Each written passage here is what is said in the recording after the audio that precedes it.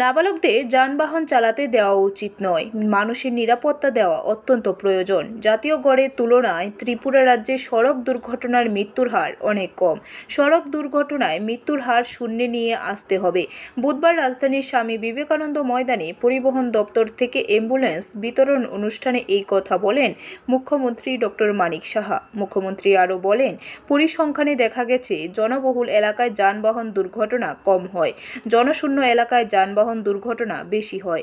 আবার বৃষ্টি ও ঘন কুয়াশার মধ্যে যানবাহন চালানোর কারণে অনেক সময় যান দুর্ঘটনা ঘটে, অনেক সময় ওভারলোডিংয়ের কারণে দুর্ঘটনা ঘটে। যানবাহনের ফিটনেস পর্যবেক্ষণ করে দেখার জন্য পরিবহন দপ্তরের প্রতি আহ্বান জানান মুখ্যমন্ত্রী।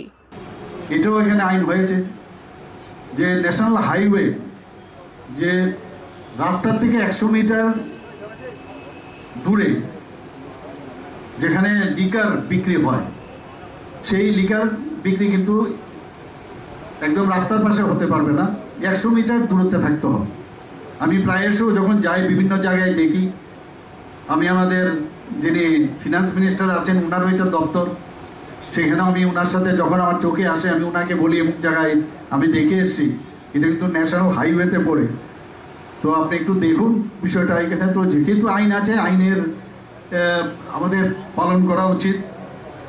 আমরা ত্রিপুরা ভেহিকল স্ক্র্যাপিং পলিসি 2024 আমরা করেছি, সেখানে সরকারি এখনও বেসরকারিতে এখনও সেটা লাগু হয়নি। 15 বছরের ঊর্ধ্বে যেসব ভেহিকেলসগুলো আছে সেইগুলো কিন্তু আর চালানো যাবে না, সেগুলো স্ক্র্যাপিং পলিসির মাধ্যমে সেগুলো আমরা বাদ দিচ্ছি। ব্যুরো রিপোর্ট, খবর ত্রিপুরা।